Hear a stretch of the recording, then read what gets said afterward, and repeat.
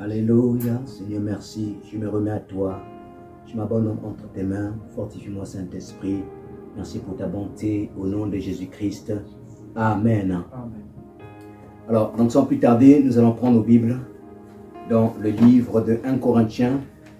Je vais continuer et terminer ce matin une thématique que j'avais déjà commencé ici le mercredi. Je vais revenir sur ça et je vais terminer. Alléluia. Amen. Le thème de mon message ce matin s'intitule « La fermeté, une nécessité dans la marche chrétienne ». La fermeté, une nécessité dans la marche chrétienne. Aide-moi à dire la fermeté, une nécessité dans la marche chrétienne. Amen. Amen. Alors, nous allons droit dans le livre de 1 Corinthiens, chapitre 15, verset 38. Nous allons lire 3 portions des Écritures. Et le reste des passages, je le donnerai au fur et à mesure. 1 Corinthiens, chapitre 15, verset 38.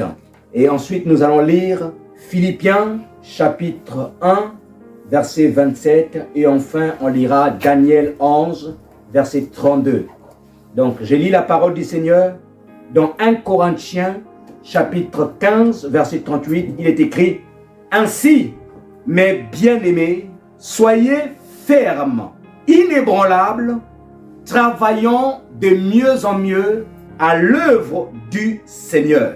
Je répète, 1 Corinthiens chapitre 15, verset 38, il est écrit: ainsi, mes frères bien-aimés, soyez fermes, inébranlables, travaillant de mieux en mieux à l'œuvre du Seigneur. Philippiens chapitre 1, verset 27, il est écrit: seulement conduisez-vous d'une manière de l'évangile de Christ, afin que, soit que je vienne vous voir, ou soit que je reste absent, j'entende dire de vous que vous demeurez ferme dans un même esprit, combattant d'une même âme pour la foi de l'évangile. Et enfin, Daniel, chapitre 11, verset 32, je lis la partie qui m'intéresse. Il est écrit: ceux du peuple qui connaîtront leur Dieu agiront avec fermeté. Je répète, Daniel, chapitre 11, verset 32, la partie qui nous intéresse, il est écrit: ceux du peuple qui connaîtront leur Dieu agiront avec fermeté. Alors donc, le thème de mon message ce matin, comme je disais, s'intitule « La fermeté, une nécessité dans la marche chrétienne ». Gloire au Seigneur. Bien-aimés, lorsque on parle de fermeté, la fermeté vient du mot ferme. Ferme qui veut dire tenace, solide, constant. Ferme qui veut aussi dire dur. Et lorsqu'on parle de fermeté, la fermeté est une attitude déterminante qui permet à une personne de rester attachée à une valeur, qui permet à une personne de rester attachée à une conviction, qui permet à une personne de rester attachée à des principes, qui permet à une personne de rester attachée à une position. La fermeté, c'est aussi l'assurance dans sa manière de parler ou dans sa manière d'agir. La force de la fermeté ou la force qui regorge la fermeté permet aux hommes de braver les périls, permet aux hommes de braver les obstacles, permet aux hommes de supporter certaines situations parfois difficiles, mais sans se plaindre. La fermeté, frères et sœurs. Si tu veux être l'ami de Dieu, si tu veux être attaché à Dieu, si tu veux plaire à Dieu, tu as besoin de faire marche avec la fermeté. Je répète, si tu veux être ami de Dieu, si tu veux être attaché à Dieu, tu as besoin de la fermeté de la marche chrétienne. Pourquoi? Je vais nous donner 5 raisons du pourquoi. Premièrement, la fermeté, c'est ce qui permet à l'enfant de Dieu de garder le cap, c'est-à-dire de garder la trajectoire, malgré les combats, malgré les difficultés. L'apôtre Pierre dit dans 1 Pierre chapitre 9, chapitre 5, verset 9, il nous révèle que lorsque tu donnes ta vie à Jésus-Christ, qu'il y aura des temps de difficulté, des temps de souffrance. Et ce que j'aime dans ce texte, c'est qu'il dit quand même que les souffrances que nous allons vivre en tant qu'enfants de Dieu, nous ne sommes pas les seuls à les vivre. Et même les gens qui sont dans le monde, nos frères qui sont dans le monde, vivront aussi les mêmes souffrances ou vivent aussi les mêmes choses.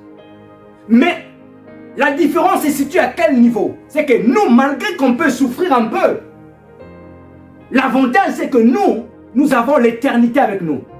Dieu nous a appelés pour vivre la gloire éternelle. Alors que celui qui est dans le monde, il va souffrir les mêmes choses que toi, mais s'il quittait ce monde, il va aller périr dans le Sheol, dans le séjour de mort. Alors que toi, tu seras dans le paradis avec Dieu. Maintenant, qu'est-ce qu'il nous dit? Il dit, les souffrances peuvent être là. Mais quand les souffrances sont là, qu'est-ce qu'il faut faire? Pourquoi? Parce que certaines souffrances viennent de quoi? Viennent du diable. Nous l'avons parlé, il y a 2 dimanches. On a parlé ici des tentations. Et je vous ai dit qu'il y avait 2 sortes de tentations. Il y avait des tentations, des types tentations, mais il y avait aussi des tentations, des types épreuves. En grec, les 2 mots qui les différencient, c'est peirasmos et peirazo. Donc il y a des souffrances qui viennent du diable. Mais quand les souffrances viennent de l'ennemi, qu'est-ce que nous devons faire? Écoutez ce que Paul, l'apôtre Pierre dit. Il dit, résistez-lui avec une foi ferme, sachant que les mêmes souffrances sont imposées à vos frères qui sont dans le monde. Donc, c'est avec la fermeté de la foi que tu peux résister à Satan. En d'autres termes, lorsque tu as une foi qui est ferme, tu garderas le cap, tu garderas la trajectoire, tu ne t'éloigneras pas de Dieu parce que les problèmes sont là. C'est pourquoi tu as besoin de la fermeté. C'est pourquoi tu as besoin de la fermeté. S'il y a des gens qui abandonnent la foi, s'il y a des gens qui retournent dans le monde, c'est parce qu'ils n'ont pas la fermeté. Il faut être ferme si tu veux être ami de Dieu. Il faut être ferme si tu veux marcher avec Dieu. Si tu veux réussir ta vie chrétienne, il faut être ferme. Alléluia. La deuxième raison pour laquelle tu dois être ferme, c'est que la fermeté te permet de t'attacher à Dieu. La fermeté te permet de t'attacher à Dieu. Et pour cela, je vais lire un texte. Actes des Apôtres, chapitre 11. Actes des Apôtres, chapitre 11, verset 23. Il s'agit ici de l'histoire de l'implantation de l'église d'Antioche. L'implantation de l'église d'Antioche. Cette église est née par les chrétiens lambda. Ils n'avaient pas de titre de pasteur. Ils n'avaient pas de titre de prophète. Ils n'avaient pas de titre d'apôtre. L'église d'Antioche, c'est des frères zélés qui sont partis en Antioche. Je crois même que c'est la première église européenne. Des frères zélés. Comme pour nous dire que l'évangélisation n'est pas un travail réservé aux copasteurs. L'évangélisation n'est pas un travail réservé qu'aux évangélistes. Nous sommes tous appelés à évangéliser. Ce sont des frères. Ils se sont levés. Ils ont dit, on va aller en Europe, on va aller évangéliser. Et la plupart d'entre eux étaient des Africains. C'est pourquoi je crois que l'Afrique a une note à jouer dans les derniers jours avant le retour de Christ par rapport à la parole de Dieu. Je crois en cela. Et donc, quand la ville d'Antioche est gagnée, l'église s'implante, on informe maintenant à Jérusalem, puisque le siège, là où se rassemblaient les anciens, c'était Jérusalem. On leur apporte maintenant la nouvelle, en leur disant que Antioche a été sauvée. Et qu'est-ce qu'ils ont fait? Ils ont fait dépêcher un homme qu'on appelait Barnabas. Quand Barnabas arrive à Antioche, il voit le travail qui a été fait. Il était content. Waouh! Mais Barnabas va leur recommander une seule chose. Lisons le verset 23. Il dit ceci dans le verset 23. Il dit, lorsqu'il fut arrivé, en parlant de Barnabas, et qu'il vit la grâce de Dieu, ils sont réjouis et les exhorta tous à rester d'un cœur résolu, attaché au Seigneur. Dans certaines versions, on dit, il leur exhorta de rester fermes, attachés au Seigneur. La fermeté te permettra d'être attaché à Dieu. Quand tu es ferme, on ne peut pas te déraciner de tes convictions en Jésus-Christ. Quand tu es ferme, on ne peut pas te déraciner des principes que tu bâtis dans ta vie. Impossible. Nous avons besoin de la fermeté. La quatrième raison, ou encore la troisième raison pour laquelle tu dois chercher la fermeté, c'est que la fermeté te pousse à travailler avec excellence. Quand tu aimes quelque chose, tu ne vas pas faire le travail moitié bon, moitié mauvais. Non, tu vas chercher l'excellence dans ce que tu fais. Quand tu es ferme dans ton travail, tu vas chercher que ton patron, ton manager, ton chef t'apprécie dans le travail que tu fais. Quand tu es ferme. C'est pourquoi on a lu dans 1 Corinthiens chapitre 15 verset 38, il est écrit: ainsi mes frères bien-aimés, soyez fermes, inébranlables, travaillons de mieux en mieux à l'œuvre du Seigneur. Ça veut dire que chaque jour, tu dois améliorer ton onction. Est-ce que je parle à quelqu'un? Chaque jour, tu dois améliorer ta grâce. Tu pries, tu modères à l'église. Améliore chaque jour. Cherche l'onction chaque jour. Ne reste pas la même personne. Améliore le don que tu as mis en toi. Travaille encore, excelle encore dans ce que tu fais. Tu es un manager, tu occupes une responsabilité dans le travail, dans ton boulot. Excelle encore. Améliore encore. Il y a certaines améliorations qui viennent en lisant des livres. Lis des livres dans ton domaine, tu découvriras des choses. Lis des livres dans ton domaine. Qu'est-ce que tu passes? Si tu fais un travail qui ne te passionne pas ou qui ne va pas de pair avec ce que tu aimes dans la vie, mais lis des livres dans le secteur que tu aimes là. Lis des livres. Tu es un enfant de Dieu, lis des livres, lis la Bible. Améliore, va de gloire en gloire. Ça, c'est la fermeté. Et la quatrième raison pour laquelle tu dois chercher la fermeté, c'est que la fermeté te permet de travailler avec crainte et fidélité. Crainte et fidélité. À cause des valeurs que tu soutiens, à cause des principes que tu soutiens, tu vas travailler avec crainte et fidélité. Écoutez ce qu'on nous dit ici. Daniel chapitre 11. Il dit ceci: ceux du peuple qui connaîtront leur Dieu agiront avec fermeté. Tu ne peux pas connaître Dieu et agir avec mollesse, avec légèreté. Non, tu agiras avec fermeté.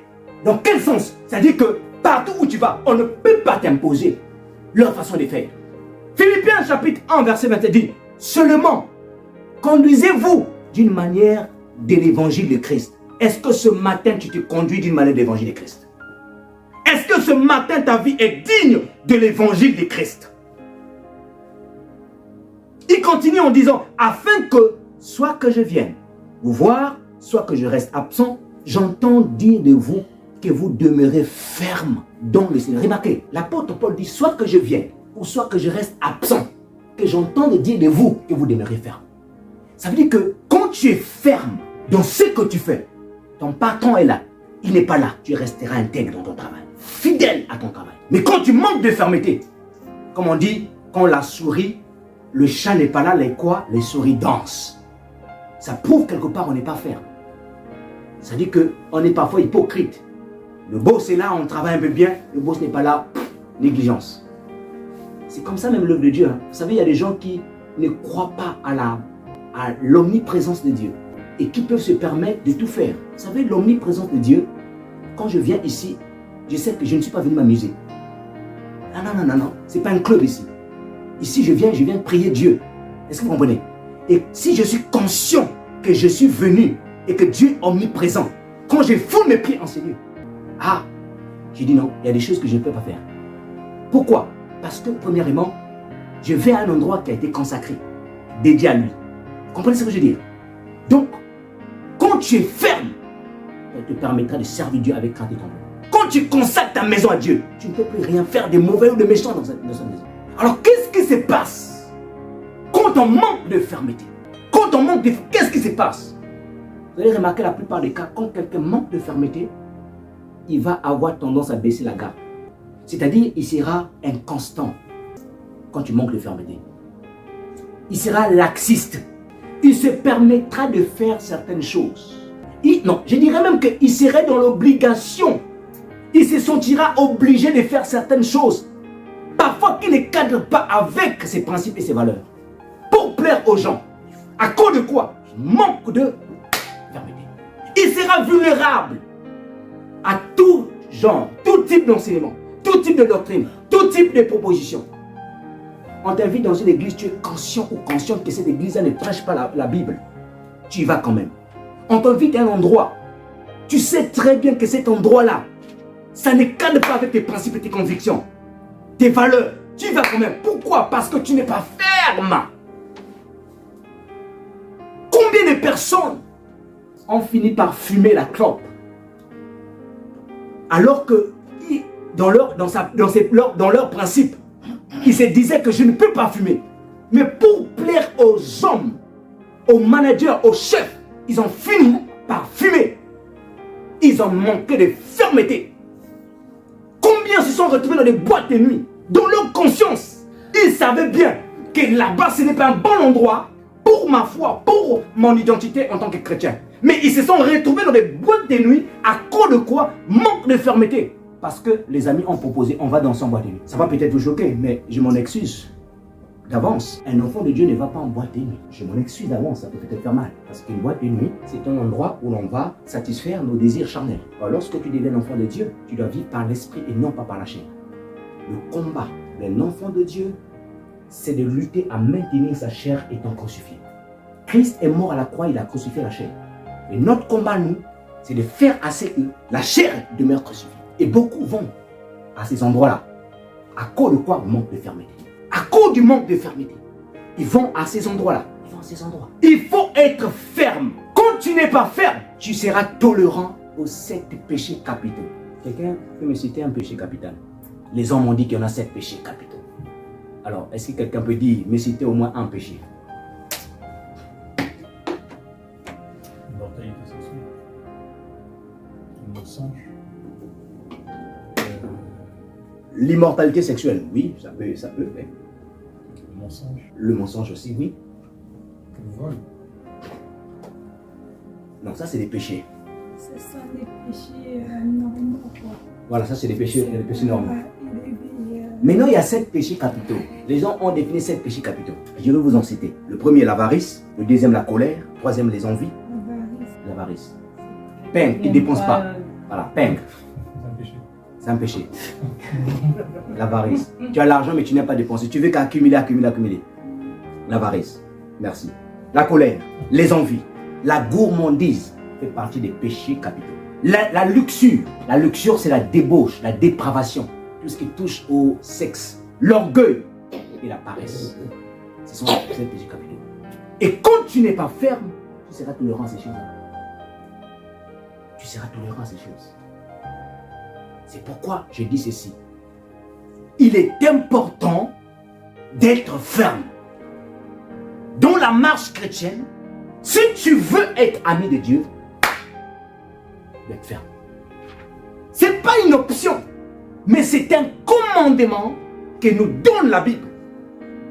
Paul dit, mais ainsi mes frères bien-aimés, soyez fermes. Il dit, soyez fermes. Un commandement. Ce n'est pas une option. Oh non, je vais choisir. Non, moi je choisis. Non, ce n'est pas une option, mais c'est un commandement. Ça veut dire que même si tu n'es pas ferme, tu dois chercher à être ferme. Parce que si tu n'es pas ferme, on va te manipuler. Les amis vont te manipuler. Ta famille va te manipuler. Tu iras toujours dans le sens contraire de la parole de Dieu. La fermeté, une nécessité dans la marche chrétienne. Maintenant, la question que vous me poserez certainement, mais comment je peux faire pour être ferme ou pour développer ma fermeté? Comment je fais pour être ferme? Je vais vous donner 5 clés, 5 éléments, 5 points pour développer sa fermeté. Comment je fais pour devenir ferme? La première des choses, si tu veux être ferme ou développer ta fermeté, la première des choses, tu dois haïr le monde. Dis avec moi la haine du monde. Oh, je ne vous ai pas entendu. Dites avec moi la haine du monde. La haine du monde. Qu'il faut haïr le monde. 1 Jean, chapitre 2, verset 15. 15 à 16. Écoutez ce qui est écrit. Il est écrit, n'aimez point le monde, ni les choses qui sont dans le monde, excuse-moi. Si quelqu'un aime le monde, l'amour du Père n'est point en lui. Car tout ce qui est dans le monde, la convoitise de la chair, la convoitise des yeux, l'orgueil de la vie, ne vient point du Père, c'est-à-dire ne vient point de Dieu, mais vient du monde. Maintenant, pour enlever le quiproquo, j'aimerais dire à quelqu'un que le monde dont il s'agit ici, il n'est pas question du monde. Ce n'est pas le même monde qu'on nous évoque dans Jean 3,16. Qui connaît Jean 3,16? Qui peut me le citer? Le verset le plus connu de la Bible. Jean 3, 16. Sans lire la Bible. Ah. Sans lire la Dieu a Bible. tant aimé le monde qu'il a donné son fils. Ah, il a lu la Bible, il a lu. J'ai vu. Alléluia. Ouais. Alléluia. C'est le verset le plus connu de la Bible. C'est-à-dire que si tu te retrouves à un endroit, on te dit Jean 3,16, tu ne connais pas, on va se moquer de ton pasteur. On dit, mais ton pasteur là, son rôle c'est quoi? Qu'est-ce qu'il vous donne là-bas? Hein, vous comprenez? Donc ça veut dire que vous allez me faire un peu honte là-bas, on va me critiquer pour rien, alors que je donne de la bonne nourriture, alors que je ne dorme pas pour préparer les messages. Jean 3,16, il ne faut jamais l'oublier. C'est le verset le plus connu de la Bible. Dieu t'a tant aimé le monde qu'il a donné son Fils unique afin que quiconque croit en lui ne périsse point, mais qu'il a vie éternelle. Oui, les gens connaissent en fait la phrase parce qu'on entend ça beaucoup dans les films, dans les musiques, mais on ne connaît pas que c'est Jean 3,16. Alléluia. Bon, retenez. Alléluia. Amen. Et donc, remarquez dans Jean 3,16, il est écrit Dieu a tant aimé le monde. Le monde dans Jean 3,16, il est question des personnes, des gens, parce que Dieu aime les gens. Il ne s'agit pas du monde dont l'apôtre Jean évoque. Jean dit ceci, n'aimez point le monde et les choses qui sont dans le monde. Le monde évoqué par Jean, en grec, s'appelle le cosmos. Le cosmos, c'est quoi le cosmos? C'est le système de pensée. Ce sont des coutumes, des pratiques. Ce sont des tendances qu'on trouve dans le monde, que Satan a introduit dans le monde. Voyez? Donc ce sont ces choses-là. Et Jean dit ceci, n'aimez point le système du monde. N'aimez point les tendances du monde. N'aimez point les coutumes, les pratiques du monde que Satan a introduit. Celui qui aime ces choses, l'amour du Père n'est pas en lui. L'amour du Père n'est pas en lui. Et il apporte quand même aussi la précision dans le verset 16. Il dit, car tout ce qui est dans le monde, qu'est-ce qui est dans le monde? Il dit, la convoitise de la chair, la convoitise des yeux et l'orgueil de la vie. Dans le monde, on trouve la convoitise. La convoitise, c'est quoi? C'est le désir excessif de posséder. Posséder quoi? Posséder tout ce que tes yeux voient, tout ce que tes oreilles entendent, tout ce que tes yeux, tout ce que tu sens, tout ce que tu goûtes et tout ce que tu touches. Tu veux en posséder. Le désir excessif de posséder. Maintenant, la chair, vous savez, la chair, quand on parle de la chair, c'est la nature pécheresse de l'homme. Mais la chair a des particularités. Il y a des choses que la chair aime bien, en fait, elle convoite. La chair aime nous pousser, en fait, à pratiquer. Et Galates chapitre 5, à partir du verset 16, 19 à 21, nous révèle ces choses. Je vais demander à Gildas s'il peut nous les lire. Galates chapitre 5, verset 19 à 21. Vous allez découvrir quelles sont les choses. Il y en a au nombre de 16. Ce sont les 16 choses que la chair convoite. Ce sont les 16 choses que la chair essaie en fait de nous conduire. Galates chapitre 5, 19 à 21. Si tu peux juste te mettre debout s'il te plaît, tu nous lis le passage biblique. Galates chapitre 5, verset 16 Oui. à 22. Et 19 à 21. 19 à 21. Écoutez, suivez très bien la Bible. Les œuvres de la nature humaine sont évidentes. Les œuvres de la nature humaine, en fait dans ma version écrit les œuvres de la chair. Vas-y. Les œuvres de la chair sont évidentes, ce sont l'adultère, l'immortalité sexuelle. Vas-y, doucement, doucement. On parle de quoi? Premièrement, l'adultère.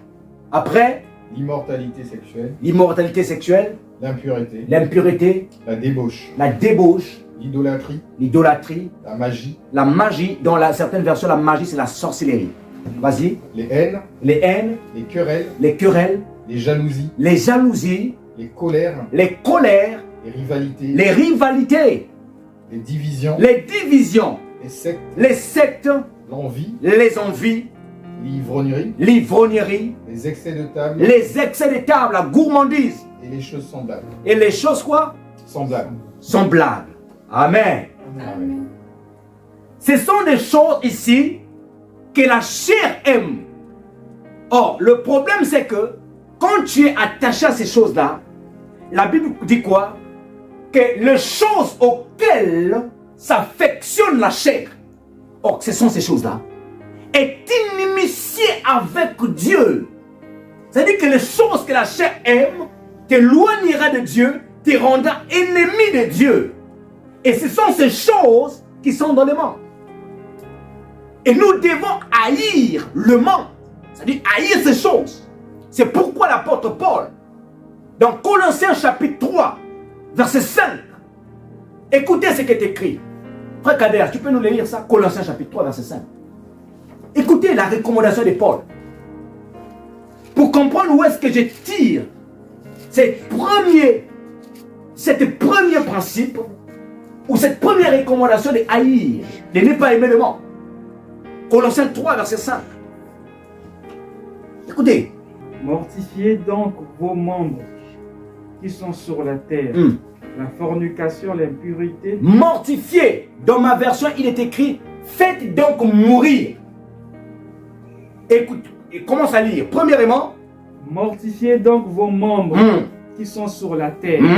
La fornication. La fornication, rapport sexuel hors mariage. Tu dois faire mourir ça. L'impureté. L'impureté. Les affections. Les affections. Désirer la mauvaise convoitise. La mauvaise convoitise. Et la cupidité. La cupidité, l'amour de l'argent. Qui est l'idolâtrie. Qui est l'idolâtrie. À cause desquelles la colère de Dieu vient sur les fils de désobéissance. La désobéissance, on peut s'arrêter là. Alléluia. Donc on dit ici, frères et sœurs, l'apôtre Paul dit que nous devons détruire ces choses. Faites donc mourir ces choses qui sont sur la terre. J'ai une question, Blanchard. Mais en fait, si un être humain aime manger, en fait, mais il ne doit pas, voilà, moi je sais pas, après... Aimer manger et la gourmandise, c'est deux choses différentes. On peut grignoter.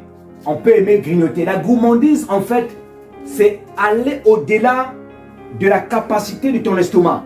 Tu es déjà plein, mais tu forces encore. Voilà. Voilà. Tu ne te contrôles pas, tu manges et tu manges et tu manges et tu manges. Ça, c'est la gourmandise, les excès de table. C'est pas bien. Mais il y a des gens qui ne mangent pas beaucoup, mais qui grignotent beaucoup. Voilà, qui grignotent un tout petit peu. Non, ça, c'est pas de la gourmandise. Alléluia. Donc, la Bible dit ceci. Faites donc mourir. Or, pour faire mourir quelque chose, vous êtes d'accord avec moi que on ne peut pas faire mourir ce qu'on aime. Vous êtes d'accord avec moi? Quand tu aimes une chose, tu ne peux pas faire mourir la chose. Donc, pour faire mourir une chose, il faut que tu enlèves d'abord l'amour que tu as envers cette chose pour le faire mourir. Autrement dit, tu dois d'abord haïr cette chose pour le faire mourir. C'est pourquoi le premier principe ou le premier élément pour développer ou être ferme, il faut que tu puisses haïr, ne pas aimer le monde. Tu puisses ne pas aimer le monde. Tu dois enlever l'amour que tu as à l'impudicité. Tu dois enlever l'amour que tu as à l'impurité. Tu dois enlever l'amour que tu as à la fornication. Tu dois enlever l'amour que tu as à la gourmandise. Tu dois enlever ça. Pour que tu sois ferme. Quand tu enlèves l'amour, même si quelqu'un vient te dire, oh, on va faire, il y a un... On appelle ça le walk, hein? After work. Non, pas des after work, des walk chinois. Là où on fait des sons... service à volonté. En fait, on se sert comme on veut. Voilà, tu viens de manger à la maison, tu es déjà plein, on te dit, service à volonté là-bas pas. Tu vas refuser. Pourquoi? Parce que tu n'as plus l'amour à la gourmandise. Mais si tu as la gourmandise, même après avoir bien mangé la semoule, qui t'a bien gonflé le ventre, tu vas dire, service à volonté, on y va. Tu vas aller manger. Il faut haïr la chose. Alléluia. Amen. Gloire à Dieu. Donc il faut haïr la chose. Si tu aimes le monde, tu seras initié un jour avec Dieu. Tu vas t'éloigner, ou les gens vont t'éloigner de Dieu. Et c'est pourquoi, on va voir dans 2 Timothée chapitre 4, verset 10, j'aimerais que Judas me prépare ce passage-là. 2 Timothée chapitre 4, écoutez, l'apôtre Paul écrit à son serviteur, son disciple, son fils dans la foi, Timothée.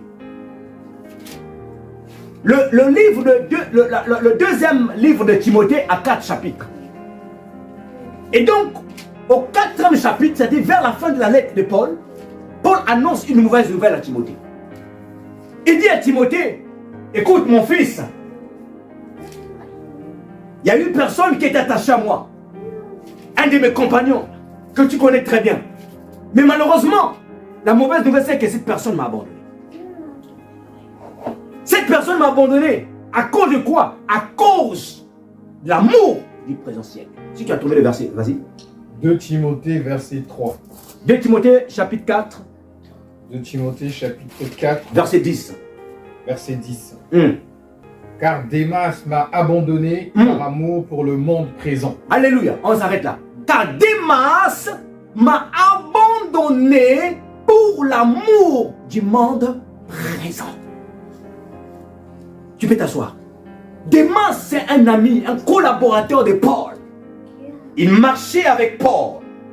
Partout où Paul était, il était souvent là. Lorsque Paul écrivait aux églises, il disait, le frère Démas aussi vous a salué. Mais Démas était rempli de l'amour du monde. Les Démas, ce sont des gens qui marchent avec toi, mais qui ont d'autres valeurs et d'autres principes que tu ne partages pas. Mais qui finiront un jour, soit par te faire gober leurs principes et leurs valeurs, ou soit par te quitter. Des Démas, un bon frère, il est là, un bon frère. Mais il y a des choses qu'il fait dans le secret que tu ne connais pas. Il y a des choses dont il pratique, qu'il aime bien, mais que tu ne connais pas. Tu le vois, une bonne sœur, un bon frère, mais un jour tu apprends, il abandonne la foi, il retourne dans le monde. J'ai pris ce matin que tu ne sois pas un Démas. Parce que les Démas, en fait, la vérité c'est que ce sont des hypocrites. Ce sont des gens qui ont double face. Quand il est avec toi, il te montre la face dont tu veux. Mais quand il n'est plus avec toi, quand il est ailleurs, il a une autre face. Ce matin, je prie que tu ne sois pas un Démas ou une Démas. Démas s'est éloigné de Paul à cause de l'amour dont il avait pour le monde. Et le Seigneur Jésus nous explique aussi l'histoire d'un jeune homme. Un jeune homme. Son père était riche, son père avait l'argent, les affaires.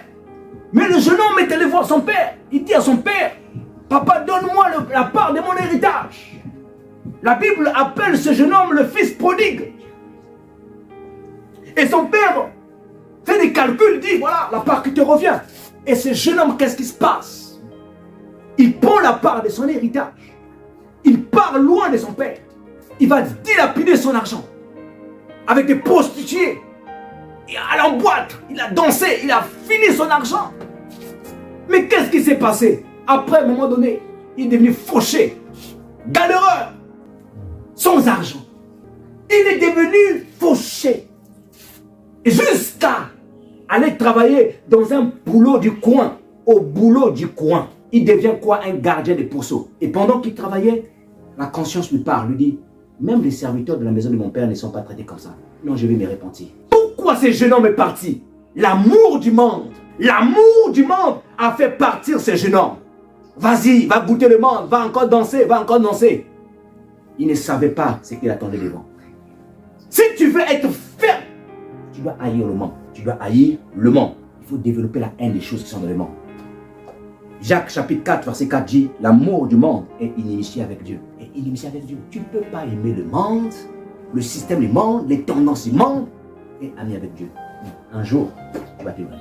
Deuxième des choses à faire pour développer la fermeté ou devenir ferme.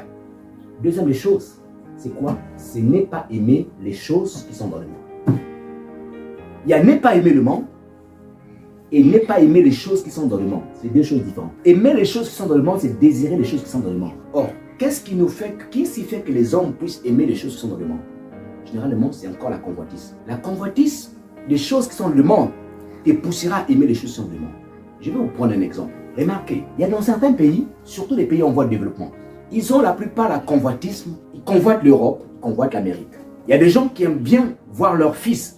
Quand ils voient un tel à son fils aux États-Unis, au Canada, qui étudie, il y a des gens aussi qui convoitent. Ils veulent que leur enfant, qu'est-ce qui se passe? Que leur enfant aussi soit à ce niveau-là. À force de convoiter ça, qu'est-ce qui va arriver? Ces personnes vont se corrompre. Ils vont se corrompre. Et c'est pourquoi il y a même des administrations dans certains pays du monde qui ne fonctionnent pas bien. Pourquoi il y a tellement de corruption? Les gens changent certains documents officiels avec des cadeaux, des pots de vin. Et donc ça fait un trou énorme au budget de l'État. Et pourquoi? Parce que simplement, on accepte la corruption pour que son fils ou sa fille soit au Canada, aux États-Unis, pour étudier. Donc, il ne faut pas aimer les choses qui sont dans le monde. C'est pourquoi l'apôtre Pierre, il dit ceci. Écoutez, dans 2 Pierre, chapitre 1, verset 4, il dit, je prends une partie, la seconde partie qui nous intéresse. Il dit, afin que par elle, vous deveniez participants de la nature divine, en fuyant la corruption qui existe dans le monde par la convoitise. Ça veut dire que la convoitise, la corruption existe dans le monde, c'est à cause de la convoitise. Si les gens se laissent corrompre, c'est parce qu'ils se convoitent. Ils convoitent quelque chose. Si tu te corromps toi-même, c'est parce que tu convoites. Tu as des valeurs, tu as des principes que tu respectes. Un jour, par exemple, tu es sans emploi. Tu demandes à Dieu, Seigneur, donne-moi le travail. Oh Dieu, donne-moi, je t'aimerai, je te servirai, j'irai à l'église le dimanche. Dieu te dit, ma fille, tu es sûre, tu vas aller à l'église le dimanche? Oui, je vais aller. Mon fils, tu es sûr, tu vas aller à l'église le dimanche? Je vais aller, Seigneur. Ok, on va voir. Dieu te donne le boulot. Paf, le boulot arrive parce que tu as manqué de fermeté et tu es rempli de convoitisme. Tu convoites quoi? Tu convoites tous les gadgets, les derniers gadgets du marché. Les belles chaussures, les jolis costumes. Tu les convoites tellement. Tu convoites tellement les choses qui sont dans le monde. Qu'est-ce qui va se passer? Alors que le salaire qu'on te paye répond à tes besoins, répond à tes charges. Et comme tu convoites les choses qui sont dans le monde, tu veux tout posséder. Qu'est-ce qui va se passer? Le jour où ton patron vient, là, le diable, il aime bien, il sait qu'il va voir les gens. Le diable, il va venir. Ton patron va venir. Tu sais, nous sommes l'activité en tendance en ce moment. On a besoin de travailler le dimanche. Et il sera payé, le jour sera payé double. Là, tu ne calcules même pas le dimanche. Tu ne calcules même pas l'église. Tout de suite, il dit à ton patron, je saute sur l'occasion. Qu'est-ce qui fait ça? Parce que tu pensais à quoi? Tu as pensé tout de suite à l'argent. Et derrière cet argent, tu as pensé aux chaussures, tu as pensé au téléphone, tu as pensé à tout, aux vêtements, tu as pensé à ça. Or, si tu n'aimais pas les choses qui étaient dans le monde, les tendances, tu as dit non, en tout cas merci, mais le dimanche je suis occupé. Si peut-être après-midi je pourrais faire un effort, mais non, le matin, non, c'est pas possible. À cause de quoi tu te souviens des promesses que tu as fait à Dieu? Tu as dit, Seigneur, je t'avais fait une promesse. Quand je suis venu en France pour la première fois, quand je suis venu en France pour la première fois, j'ai fait la promesse à Dieu, si tu me donnes le visa, je vais partir, je vais revenir. Je suis arrivé en France, je suis allé rencontrer des amis et tout ça. Ils m'ont donné toutes les techniques et les tuyaux que les gens font quand ils viennent ici là, pour rester. Je me suis souvenu de la promesse que j'ai faite à Dieu. J'ai dit, si tu me donnes le visa, je partirai et je reviendrai. Malgré les techniques, on va parler de tous les éléments qu'on fait pour avoir le papier. Un de mes parents m'a appelé. Un cousin m'a dit, si tu retournes en Afrique, toi et moi, la famille, c'est fini. Parce que l'Europe, c'était pour eux le rêve le plus grand. Je suis quand même retourné en Afrique. 8 mois plus tard, on m'a encore donné le visa. Je suis encore revenu, les gens étaient étonnés. Quelque temps encore, je suis encore revenu. Quand tu es fidèle à Dieu, Dieu sait comment il va prendre soin de toi. Mais, si tu veux chercher tes propres solutions à toi, c'est là que tu vas te coincer. Tu ne sauras pas quelle bénédiction tu es en train de rater. Quand tu refuses le travail à cause de Dieu, tu sais qu'à l'heure là, tu vas aller à l'église, Dieu prendra soin des problèmes qui viendront. Il y a des gens qui ont expérimenté ce qu'on appelle les bénédictions. Il y a 100 € te manquent. Tu ne comprends pas, quelqu'un t'appelle. Ah, je pense à toi, prends 100 €. Ça vient couvrir le besoin que tu as. Ayons la foi en Dieu. Il y a des femmes qui ont sacrifié leurs principes à cause de l'amour du mariage. Tellement qu'ils sont imbibés de la pensée de rentrer le mariage. Ils ont brisé leurs principes, leurs valeurs. Il faut faire attention. Les hommes aiment les femmes qui ont la tête sur les épaules. Alléluia. Alors, troisième élément pour terminer. Comment devenir ferme ou développer sa fermeté. La troisième des choses, et je vous dis que c'est la chose, c'est l'élément qui a fait que beaucoup de nos aînés de la foi se sont restés accrochés à Dieu. Même l'église primitive. Si l'église primitive, les gens vendaient leurs biens, ils donnaient l'argent à l'église, c'est à cause de ce troisième élément-là. La peur du jugement. Au début de l'église, les gens avaient tellement peur du jugement. Peur du jugement de Dieu. Ils avaient tellement la crainte. Parce que le message qui était prêché au début de l'église, c'était le message du retour de Jésus-Christ. On prêchait quotidiennement le retour de Christ. Christ va revenir. Les gens avaient tellement crainte. Qu'est-ce qui se faisait? Ils étaient fermes dans la parole de Dieu. Quand tu crois au jugement et que tu développes la peur du jugement, parce que tu te dis, je ne veux pas aller en enfer, je veux me retrouver avec Dieu, tu vas développer la peur. Dieu a commencé l'église primitive par un jugement. Il a jugé Ananias et Saphira. Ils ont menti à Dieu et Dieu les a frappés. Et quand Dieu les a frappés, Ananias et Saphira sont morts. Qu'est-ce qui s'est passé? La crainte s'est emparée de l'église. On doit respecter. Ce n'est pas de l'amusement. Parce que les gens commençaient à penser que c'est de l'amusement. Et quand Dieu les a jugés, ils ont commencé à avoir peur. L'ordre commence à revenir, la crainte. Et quand tu crains Dieu, tu vas être ferme. Tu vas être ferme.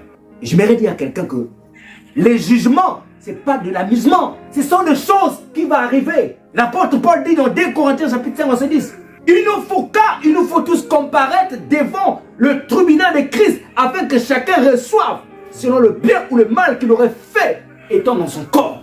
Le mal ou le bien que tu fais dans ton corps là, tu seras devant le tribunal. Et encore là encore, c'est peut-être un peu mieux parce que le tribunal de Christ est réservé pour les gens qui ont reçu le Saint-Esprit qui va avoir l'enlèvement. Parce que nous n'aurons pas tous les mêmes couronnes. Il y a un jugement qui viendra aussi, le jugement final, ou pour les gens qui ont refusé, ou les gens qui vivaient dans le péché, bien-aimés dans le Seigneur. Le jugement de Dieu, quand tu crois que Jésus va me juger, que je serai jugé, tu prendras au sérieux ta vie. Tu prendras au sérieux ta vie. Je termine par un témoignage. Un jeune garçon a été piégé. Je ne sais pas s'il a été piégé, mais il s'est retrouvé dans une pièce avec une fille. Il s'est dit, oh, là, je vais tout fermer. Personne ne va me voir et je vais commettre mon impudicité. Comme il n'y a personne qui m'a regardé, il a fermé les fenêtres, il a fermé les portes. Et la fille à l'intérieur lui a dit, mais tu as tout fermé, est-ce que tu as fermé le ciel? L'homme avait fermé les portes, il a fermé les fenêtres pour que personne ne le regarde. Mais la femme qui est à l'intérieur lui dit, est-ce que tu as fermé le ciel? Elle dit, tu peux tout fermer, mais le ciel, personne ne le ferme. Tu peux cacher aux hommes, mais Dieu te regarde. Amen. Tu peux te dire que je vais à Rio de Janeiro. Je vais aux îles de Salmon. Je vais aux îles de Bahamas. Là-bas, il n'y a pas frère Blanchard. Là-bas, il n'y a pas la sœur Antenne. Là-bas, il n'y a pas papa et maman. Mais le ciel te regarde. Le ciel te voit ce que tu fais. Alléluia. Amen. Mais quand tu crains Dieu, tu n'as pas besoin d'aller aux îles des Bahamas. Quand tu crains Dieu, même quand tu arrives dans une contrée où personne ne te connaît, tu crains Dieu, tu restes ferme à la parole de Dieu. Amen. Amen. Tu restes ferme, attaché à la parole. Amen.